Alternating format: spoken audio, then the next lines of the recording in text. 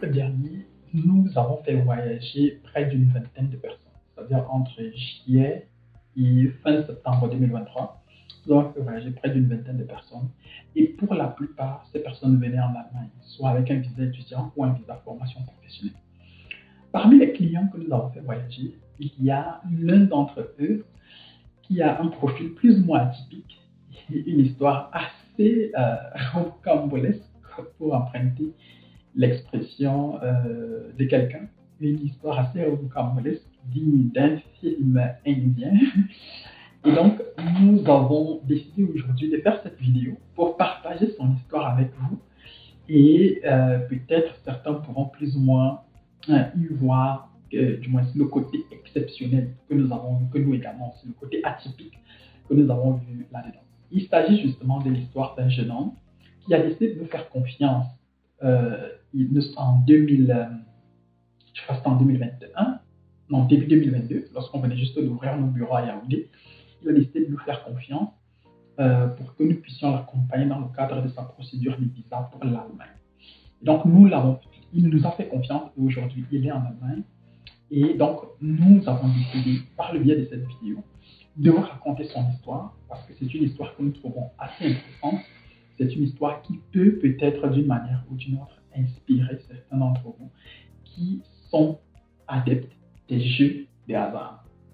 Toi qui me regardes, toi qui joues aux jeux de hasard sans publicité aucune, peu importe la plateforme dans laquelle tu joues, OneXBet, BetPower, Paris Foot, PMUC, Bwin, BetClick, peu importe la plateforme, cette vidéo elle est pour toi. C'est-à-dire, elle est pour toi, peut-être à travers l'histoire du jeune Christian, justement. Tu pourras également aussi, toi aussi, trouver comment gérer un certain nombre de choses. Mais bon, qu'à cela ne tienne, si toi aussi tu veux arriver en Allemagne, si tu veux arriver en France, au Luxembourg, en Belgique et très bientôt dans d'autres pays comme l'Italie, l'Angleterre, la Russie, Chypre, Roumanie, n'hésite surtout pas à nous contacter. Nos contacts ou bien nos coordonnées sont dans la description de cette vidéo. Et nous serons ravis de mettre à ta disposition notre expérience et notre expertise pour que ton projet de voyage se passe de la plus belle des manières. Regarde cette vidéo jusqu'à la fin parce que l'histoire de ce jeune homme est une histoire qui mérite d'être regardée. C'est une histoire que tu dois absolument écouter et c'est une histoire qui peut certainement aussi te faire comprendre un certain nombre de choses. Est-ce que les jeux, est-ce que les paris sportifs sont en mal ou en bien? C'est l'histoire de Christian qui nous en dira et chacun tirera ses leçons.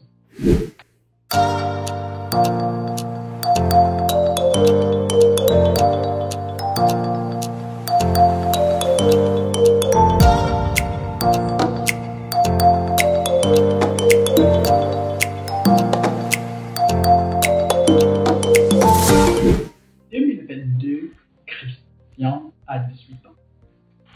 Il vient d'avoir son baccalauréat, notamment l'année d'avant. Et il a eu son baccalauréat avec 12 mois. Il a eu son baccalauréat quand même avec une bonne note en baccalauréat C. Et voilà, Christian ne sait pas exactement quelle direction donner à sa vie. Et parce que voilà, il vient, comme la plupart d'entre nous, d'une famille, je ne vais pas dire démunie, mais plus que modeste. Voilà, il a perdu son père très tôt. Il a grandi avec sa mère exclusivement, sa mère qui va au marché. Et Christian est l'aîné d'une famille de 6 enfants. Donc vous voyez que sa mère vit avec lui et ses 5 frères et sœurs à Yaoundé et elle va au marché. Donc ce qui n'est pas toujours assez évident à pouvoir gérer pour joindre les deux. Donc Christian a quand même pu avoir son baccalauréat avec une très bonne moyenne. Il est l'aîné d'une famille et voilà, s'il ne s'en sort pas, s'il ne fait pas des sacrifices, s'il ne gère pas un certain nombre de choses, ça aura forcément aussi un impact sur ses petits frères et ses petites sœurs qui sont derrière. À côté du fait que Christian soit un jeune qui vient d'une famille normale à l'africaine, c'est-à-dire une famille, je ne vais pas dire pauvre, mais bon, une famille qui tente tant bien que mal à suivre chaque jour, Christian joue au paris sportif. Personnellement, moi, je n'ai jamais joué au paris sportif. Donc, voilà, c'est une question juste de perception. Hein. Je ne dis pas qu'il ne faut pas en jouer, je ne dis pas non plus qu'il faut jouer. Je dis juste que moi, je ne joue pas. Mais Christian en joue. Donc en 2018, en 2022, il fait un pari, il fait une combinaison, sort un ticket. Et heureusement pour lui, tous les matchs sur lesquels il a misé ont plus ou moins exactement l'issue telle qu'il l'a prédit.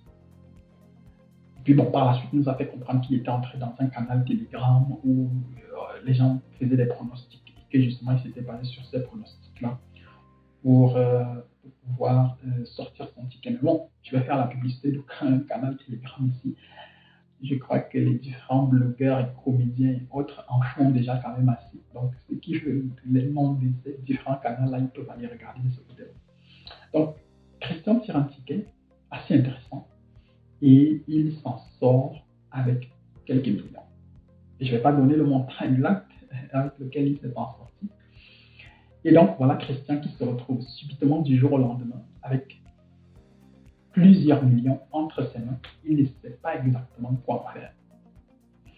On venait juste d'ouvrir notre local au quartier Misasi. Je rappelle que Christian vit à Yaoundé et il vivait à l'époque au quartier Iman.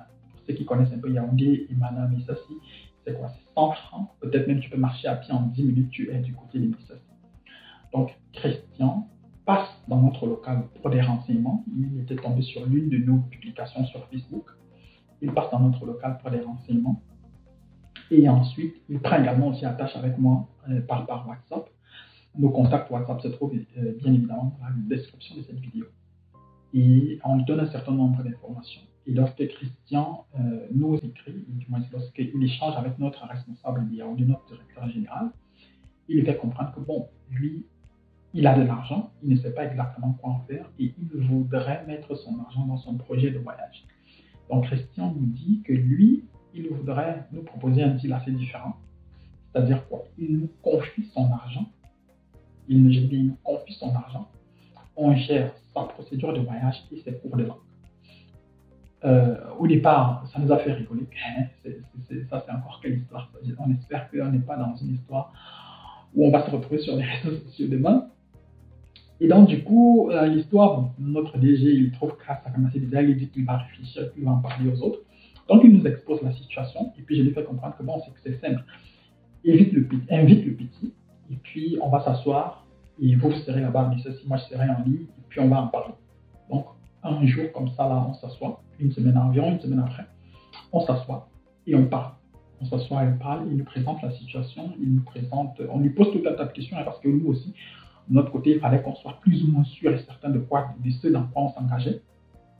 Et puis, on essaye d'analyser la situation. On lui présente justement les spécificités avec les cours de langue, notamment le fait que, voilà, avec les cours de langue, la vitesse avec laquelle les cours de langue vont avancer, la vitesse avec laquelle tu pourras voyager dépendra également aussi de l'intensité ou bien de ton implication à toi en tant qu'apprenant dans le projet. Donc, plus tu vas perdre du temps, plus les cours vont s'allonger, plus tu vas également aussi perdre du temps, plus tu vas également aussi perdre en argent. Donc, on lui a présenté tout ça. On a dessiné toutes les hypothèses. Et donc, Christian a fini par dire, OK, moi, je m'engage, c'est-à-dire si je m'engage dans ce projet et que je vous confie mon argent, c'est que je vous fais confiance. Et si je vous fais confiance, c'est que moi aussi, je sais que c'est un projet de vie. J'ai mon bataillon de petits frères et petites sœurs qui comptent sur moi. Si je vais en Allemagne aujourd'hui, je sais que d'une manière ou d'une autre, je pourrais également aussi les faire arriver en Allemagne. Peut-être pas tous, mais quelques-uns. Et avec ça également aussi, nous pourrons relever le niveau de vie dans notre famille. Donc voilà le discours que Christian me tient mot par mot. Et moi, j'ai trouvé ça assez intéressant. J'ai dit bien, nous sommes en début 2022. Et donc, on décide de prendre le dossier de Christian. Christian commence les cours de langue chez nous. Il les passe avec brio. Il les passe avec brio. Il a été jusqu'ici l'un de nos meilleurs apprenants de cours de langue. Et en mi-2023, c'est-à-dire en mars 2023, mars-avril 2023, Christian réussit à avoir son B2. Et bien, Christian réussit à avoir son B2. Et donc là, voilà où la procédure de voyage elle-même, elle devient assez intéressante. que Christian a réussi son examen de B2, sa procédure de voyage avait déjà commencé. Je tiens à rappeler que généralement, nous recommandons aux gens de lancer leur procédure de voyage lorsqu'ils atteignent le B1. Lorsqu'ils atteignent le B1, et en fonction de la tendance de leur note, on recommande à certaines personnes de lancer leur dossier parce qu'à ce moment-là, au moins, on peut lancer avec la procédure d'équivalence. Et par expérience, il y a des personnes qui ont obtenu, à qui on a fait obtenir l'équivalence du diplôme du baccalauréat en 2 semaines, tout comme il y a aussi des personnes qui, au bout de 6 mois, n'ont toujours pas vu leur équivalence. Donc, tout peut arriver, il peut y arriver des complications. Et pour justement essayer d'éviter ce genre de complications-là, on propose donc généralement à certaines personnes d'engager leur procédure de voyage le plus tôt possible. Donc, pour ce qui est des Christian, nous avions engagé sa procédure de visa, donc notamment avec la procédure d'équivalence, lorsque Christian était encore au niveau B2, au niveau B1. Et son équivalence étant sortie en fin mars 2023, lorsque Christian réussit son examen de B2,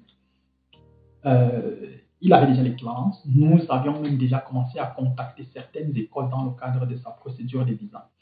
Et donc, on avait déjà quand même certaines écoles qui avaient plus ou moins dit, OK, dès que le B2 est rempli, relancez-nous. Et si nous avons encore des places vides, on va vous prendre. Donc, on a relancé toutes ces écoles-là et bien évidemment, l'une des écoles a répondu favorablement à notre demande. Une des écoles a répondu favorablement à notre demande et voilà que nous nous retrouvons donc, en quelques semaines avec un contrat, c'est-à-dire nous étions en fin avril 2023, avril dernier, on se retrouve avec notre contrat entre les mains et voilà que, en moins de 2 mois, Christian vient juste d'avoir son B2, il a déjà son contrat de formation professionnelle et l'école a directement lancé la procédure du fort aptes officiel. La procédure, elle a mis environ 2 mois et en fin juin dernier, donc 2023, voilà comment Christian se retrouve avec son document. Et avec ce document-là, nous avons demandé le rendez-vous à l'ambassade.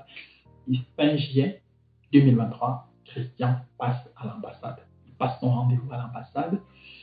Et il passe son rendez-vous à l'ambassade. Et pour passer justement son rendez-vous à l'ambassade, peut-être j'ai aussi oublié de mentionner ce détail-là. Même dans le cadre pour obtenir le contrat, il avait passé un entretien d'embauche, donc un seul entretien d'embauche. Et dans le cadre de cet entretien d'embauche-là, on l'avait déjà préparé parce que nous organisons toujours au moins 5 séances de préparation pour toute personne que nous envoyons à un entretien d'embauche pour que la personne puisse plus ou moins savoir quel type de réponse est-ce qu'il peut donner dans le cadre de cet entretien-là. Et c'est exactement la même chose que nous avons fait pour ce qui était de la demande de visa. Donc, on s'est assis avec Christian, on a préparé son entretien visa. On l'a préparé pour la demande de visa, pour les questions qui devaient venir là-bas à l'ambassade. Et on s'est assis également aussi. On lui a demandé de rédiger une lettre de motivation pour la demande de visa, une lettre de motivation que nous avons optimisée. Et le jour de son rendez-vous, il est tout simplement parti à son rendez-vous, comme normalement, comme tout le monde. Et puis, chance à lui, il est tombé sur quelqu'un d'assez compréhensible, assez simple. On lui a posé 3 questions en français, c'est ce qu'il a mentionné dans le rapport que nous lui avons demandé de faire. On lui a posé juste 3 questions en français, il a répondu à ces questions et puis il est rentré. Et bonne nouvelle, 10 jours après, Christian a eu son visa. Aujourd'hui, Christian est en Allemagne, il fait sa formation professionnelle. Je crois que nous sommes en novembre 2023, il a commencé sa formation en septembre, donc il a déjà eu son 3e mois et il vit là, tranquillement sa vie. Nous avons décidé de partager justement son histoire parce que nous avons trouvé cela assez atypique. C'est la première fois qu'on se retrouve avec quelqu'un qui décidait de nous confier son argent à ce niveau-là. On a quand même déjà eu aussi des gens qui ont déjà eu à nous confier leur argent, peut-être juste pour la procédure de visa, mais quelqu'un qui décide de le faire à partir même des cours de langue, c'était quand même assez inédit. Nous avons donc trouvé cela assez intéressant pour certains. Maintenant, qu'est-ce qu'on peut apprendre de cela? Est-ce que l'exemple de Christian est un exemple à suivre? Est-ce que je vais peut-être moi aussi essayer de donner mon point de vue par rapport à toute cette situation que je voulais d'abord présenter afin que toi et moi, on ait plus ou moins le même niveau d'information. telle sorte que chacun puisse plus ou moins se faire sa petite idée. Quelles sont les leçons qu'on peut plus ou moins retenir ici? Est-ce que l'exemple des chrétiens, est-ce que le cas des chrétiens est un exemple à suivre? Je ne suis pas là pour donner les leçons aux gens, hein. Je ne suis pas là pour dire aux gens ce qu'ils doivent faire ou ce qu'ils ne doivent pas faire. Mais comme j'ai dit à l'entame de la vidéo, personnellement, je ne joue pas au jeu de hasard parce que je n'aime pas tout laisser entre les mains du hasard ou bien de l'espoir. Je préfère contrôler les choses et je préfère rester sur les procédés mathématiques. Donc, des procédés qui sont plus ou moins, qu'on peut plus ou moins anticiper, qu'on peut plus ou moins prévoir, qu'on peut plus ou moins, sur lesquels on a un semblant de contrôle, si je peux le dire ainsi. Alors que pour ce qui est des jeux de hasard, voilà, c'est extrêmement compliqué. Donc, moi, je ne dirais pas que jouer au jeu de hasard, c'est quelque chose de bien ou c'est quelque chose de pas bien. Il y en a qui y jouent, il y en a qui y jouent pas. Maintenant, c'est juste à chacun de trouver son équilibre. Y jouer, c'est bien, mais il faudra juste trouver le juste milieu, de telle sorte que ce jeu-là ne devienne pas une addiction, où tu vas te retrouver en train de miser parfois même ton loyer, peut-être même tes frais d'études, ou bien, je sais pas, tes frais universitaires, ou peut-être même, je sais pas, peut-être même les frais, les frais ou bien l'argent des médicaments d'un de tes proches. Donc, il ne faut vraiment surtout pas arriver à des extrémités comme ça. Maintenant, si c'est juste un petit truc du genre de temps en temps, tu peux miser en 500 000 francs ou en 2000 de temps en temps pour voir un peu la tendance, pourquoi pas. Mais qu'à cela ne tienne, moi je dirais que l'histoire de ce jeune homme, elle m'a beaucoup marqué à plusieurs égards. Notamment, c'est un jeune homme de 18 ans qui décide comme ça de faire confiance à une entreprise comme la nôtre. C'est vrai qu'au moment de la signature du contrat, donc par la suite, après le premier échange avec lui, nous l'avons également aussi appelé avec sa mère. On a échangé avec les deux parce que voilà, étant donné qu'il a 18 ans, on ne pouvait pas on ne pouvait signer aucun contrat avec lui sans l'accord de sa mère. Donc on a fait appel également à sa mère, on a causé avec les deux. Et c'est justement suite à leur accord à eux deux que nous avons décidé de prendre le dossier parce que c'était aussi important pour nous que tout ça soit légal. De telle sorte que si jamais un jour on arrive devant les juridictions, qu'on ait plus ou moins, du moins qu'on ait également aussi la loi de notre côté, qu'on n'ait pas fait des bêtises par le passé. Donc, voilà plus ou moins, voilà, donc que ce soit la mère, que ce soit le fils.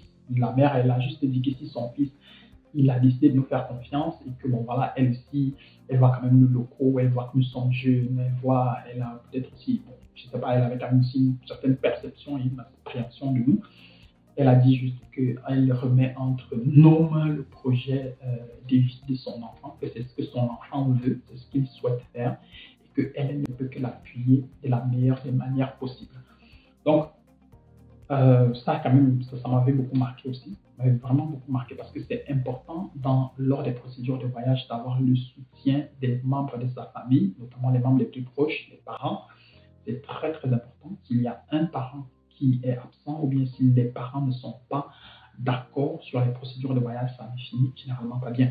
Nous avons déjà eu plus d'un cas, plus d'un dossier comme ça où les parents lancent le projet de voyage d'un enfant et puis par la suite surviennent les problèmes et les enfants se retrouvent en train de payer un lourd tribut. C'est-à-dire on a déjà eu des cas comme cela. On a eu par exemple quelqu'un qui était arrivé chez nous, on lui a obtenu une équivalence, on lui a obtenu même un entretien d'embauche et malheureusement il n'a pas assisté à cet entretien d'embauche là à cause des problèmes de famille, notamment l'un des parents qui n'était plus pour la procédure de voyage, d'autres qui étaient pour la procédure de voyage, l'un des parents étant au Cameroun, l'autre en France, etc. Bref, je vous épargne tous ces détails-là. Donc moi j'ai quand même trouvé ça assez intéressant. Donc vous les parents qui regardez ces vidéos, c'est important de soutenir vos enfants lorsqu'ils sont dans ces procédures de voyage. Maintenant dans le cas des chrétiens, l'argent venait peut-être de lui, mais c'est clair que si sa mère n'avait pas donné le OK, je doute que ça aurait marché. Si sa mère ne lui avait pas apporté la stabilité émotionnelle nécessaire, je doute qu'il se serait concentré sur ses cours de langue et donc je doute qu'il les aurait terminés à la vitesse à laquelle il les a terminés. Parce que pour pouvoir faire les cours de langue en 14 mois, il faut avoir une certaine stabilité émotionnelle. S'il n'y a pas de stabilité émotionnelle, ça ne peut pas marcher en un espace de temps si réduit. Ça c'est bien. Maintenant, L'autre côté aussi, c'est justement concernant la vitesse à laquelle Christian a fait ses cours de langue. Beaucoup de personnes arrivent dans les cours de langue et se mettent à blaguer. J'ai vu tellement d'enfants commencer les cours de langue qui se c'est toujours bien au début. Mais ensuite, au début, bon voilà, tu commences déjà à voir la légèreté avec laquelle les gens prennent les cours de langue, la légèreté avec laquelle les gens ils viennent au cours, ils ne font pas les devoirs, ils ne font pas ci, ils ne font pas ça. Alors que Christian était là tous les jours, à chaque examen, il harcelait nos différents enseignants pour qu'on lui explique ça ou ça, pour qu'on lui fasse faire beaucoup plus d'exercices, même lors des examens internes chez nous. Quand on regardait un peu la tendance de ces moyennes, c'est toujours quelqu'un qui était dans les 70, 80, 85, 90 même parfois, pourquoi pas. Et donc, du coup, avec des telles notes, ce n'est que normal que lorsque tu arrives à l'INSUG, même avec le facteur stress, que tu te retrouves avec des notes comme 70, 75, 80, ce n'est que normal. Ce n'est pas la magie de ce côté-là. Parce que si tu as passé ton temps à avoir des 40, des 35 dans ton centre linguistique, ce n'est pas quand tu vas arriver à l'examen officiel que tu vas faire mieux. Non, tu ne vas pas faire mieux. Tu ne vas pouvoir faire que ce que tu as pu faire, du moins à la hauteur des efforts que tu as pu fournir pendant les cours de langue. Donc, il y a cet aspect-là également aussi que moi j'ai trouvé assez intéressant et tellement important dans son parcours. Et il y a aussi le facteur chance qui est arrivé vers la fin. Comme je l'ai dit, il a eu son B2, nous étions en fin mars, et en moins d'un mois, nous avions déjà un contrat de formation professionnelle. En moins de 3 mois après son B2, il s'est retrouvé déjà à l'ambassade. C'est qui, pour moi, je trouve quand même aussi assez important, parce que voilà, il y a beaucoup de personnes également aussi, je ne vais pas dire qui ont des blocages, mais dont les procédures traînent. On ne sait exactement pourquoi. Et puis, voilà, par contre, on a aussi des gars qui arrivent comme ça, et puis, bam, tu vois, tout se passe juste bien. Et puis, on le fait voyager, et puis on passe tout simplement à autre chose. Donc, l'exemple des chrétiens, c'est un exemple qui, voilà, aujourd'hui, le petit, il est en Allemagne, il fait sa formation professionnelle, il vit sa vie, et il fait son argent. Parce que, rappelons-le quand même, pendant la formation professionnelle, on a un salaire qui commence à minimum 1190 € brut par mois. 1190 € brut, tu te retrouves avec environ 1000 € chaque mois dans ton compte. Et avec 1000 €, voilà, tu peux quand même essayer de faire ta vie, t'organiser, même si tes charges fixes, elles peuvent aller jusqu'à 700 €. J'ai fait des vidéos sur cette chaîne où je t'apprenais, où je donnais des stratégies sur comment économiser jusqu'à 20 000 € pendant ta formation professionnelle. Si tu n'as pas regardé la vidéo, je t'invite à la regarder et tu comprendras comment cela est possible et surtout pourquoi est-ce que tu dois le faire ainsi. J'espère que par le biais de l'histoire de ce jeune homme qui joue au paris sportif, je ne sais pas s'il continue à jouer, hein, de toute façon, s'il continue, c'est sa vie, s'il ne joue plus, c'est toujours sa vie, c'est à lui de voir. Mais par le biais de cette histoire, je voulais partager avec vous, je voulais plus vous faire voir un certain nombre de choses. Mais bon, en commentaire, toi, tu peux quand même me dire ce que tu penses des jeux d'argent, ce que tu penses, si tu penses que vraiment c'est constructif, parce que on ne va pas se mentir, les jeux de hasard, selon certains chiffres qui circulent sur les réseaux sociaux, dans un pays comme le Cameroun, c'est plus d'1 milliard de paris par jour en chiffre d'affaires. Donc, c'est un très très haut marché. Et voilà. Donc, dis-moi en commentaire ce que tu penses des jeux de hasard. Et si toi aussi, par exemple, peut-être pas sous la forme de questions, tu as besoin d'accompagnement dans le cadre de ta formation professionnelle, dans le cadre de ton accompagnement pour un visa, que ce soit pour l'Allemagne, la Belgique, la France, le Luxembourg, n'hésite surtout pas à nous contacter. Et nous serons ravis de mettre à ta disposition notre expertise et notre expérience afin que tu puisses te retrouver en Allemagne tel que tu le souhaites, ou alors dans le pays que tu souhaites, dans un futur plus ou moins proche. Si tu n'es pas abonné à notre chaîne, n'hésite pas à t'abonner, n'hésite pas à liker la vidéo, n'hésite pas à partager autour de toi avec les personnes qui sont plus ou moins intéressées par le type de contenu que nous proposons. Et surtout, d'ici à notre prochaine vidéo, porte-toi bien, bien les choses à toi. Ciao, ciao.